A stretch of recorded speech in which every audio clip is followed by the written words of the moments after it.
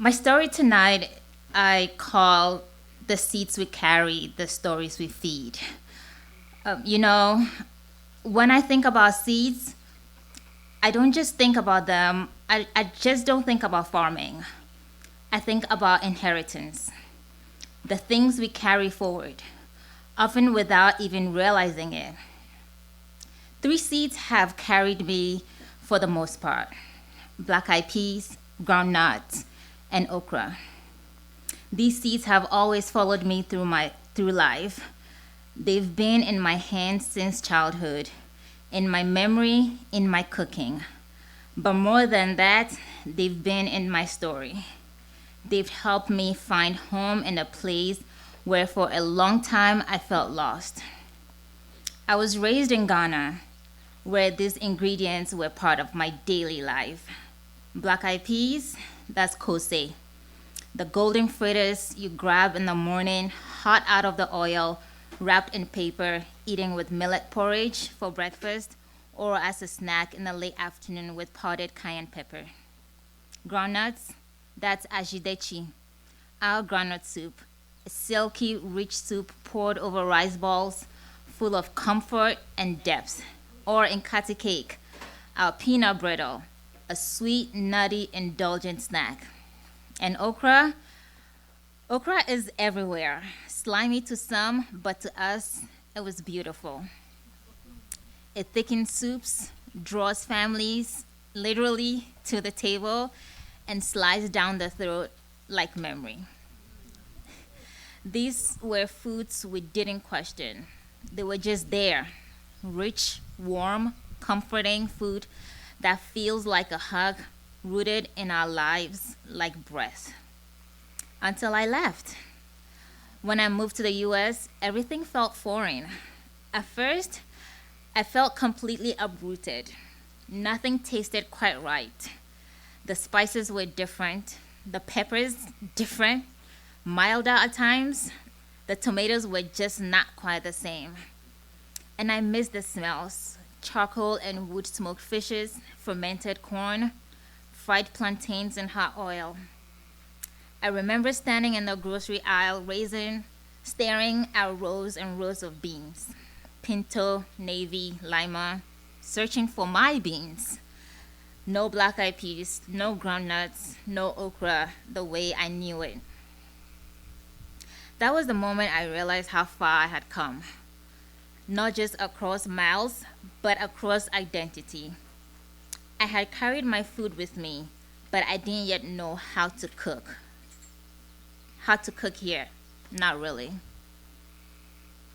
I cooked, of course, as a way of introducing myself to my new world.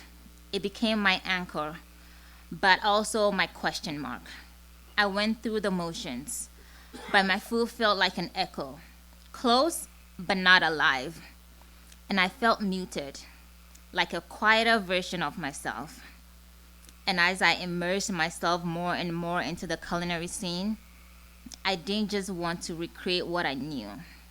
I wanted to understand what it meant to cook here, in this new place, with these new ingredients and new possibilities. And that's when these humble seeds started speaking to me again. The things in these seeds didn't just stay in Ghana. They traveled just like our people did, or more honestly, just like our people were forced to. I saw boiled peanuts being sold by the roadside in Georgia and thought, wait, that's just like home.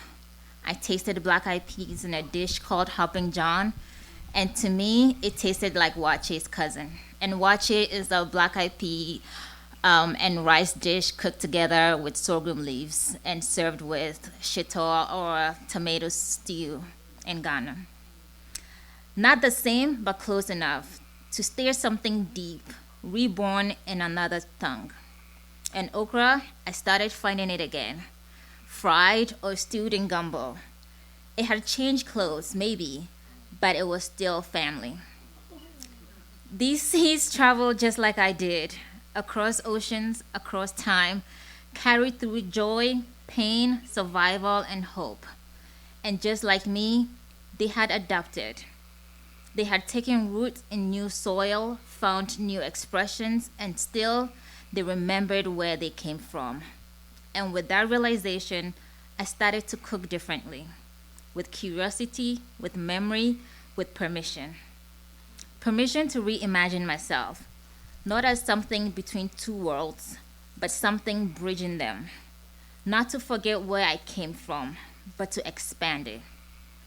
And I started listening to what was already here in southern kitchens, southern gardens, and southern hearts. I met farmers whose hands reminded me of my uncles. I cooked alongside peers and admirers in kitchens who used okra like my mother and aunties did in my grandmother's village. I tasted peanut dishes at times, at events, and that made me laugh because it was so close to home. The black-eyed pea is originally from Africa. It crossed the Atlantic during the slave trade. Some say our ancestors braided black-eyed peas into their hair before the journey. They hid them, carried them, because they knew we might lose everything, but if we have a seed, we can start again. Groundnuts took a different route. They came from South America to Africa through trade, and we made them our own. We planted them, roasted them, cooked them into soups that feed whole villages. And when I came to the South, here in the US, I started seeing these seeds again. They had followed me. I realized these seeds, they were not just ingredients. They are carriers of memory, carriers of survival. Tonight, the dish I'm sharing is a mix of these seeds.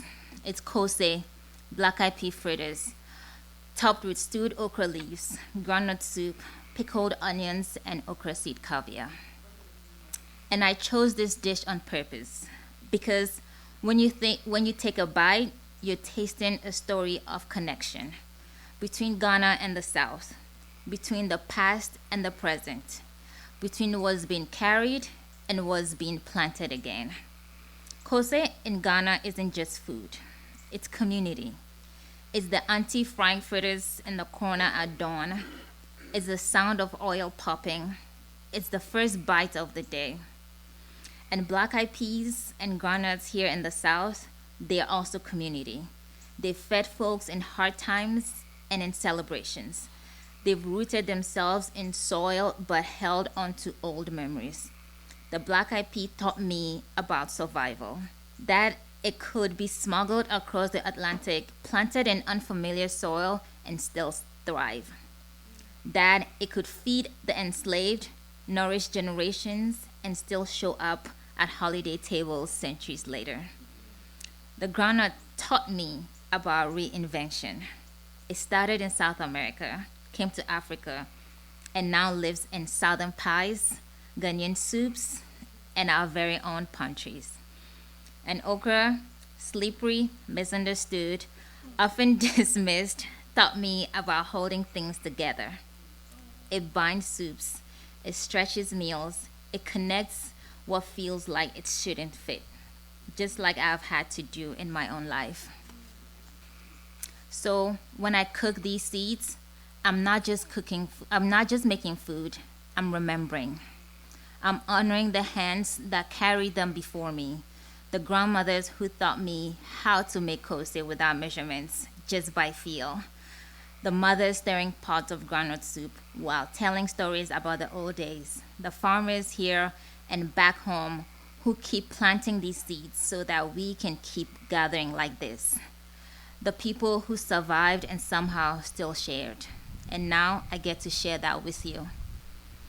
So, as you taste this dish tonight, I invite you to reflect on your own seeds, the ones you carry, the ones you've reinvented, the ones you've inherited, the ones you've planted in unfamiliar places and watched bloom anyway, and ask what you are feeding yourself, your family, your community, and what are you planting for the future?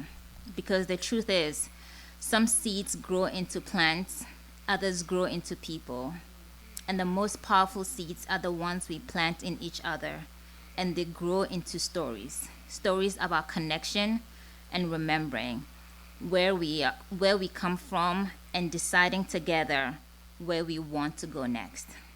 So this is my seed story, and I'm honored to share with you one bite at a time. Thank you so much for having me.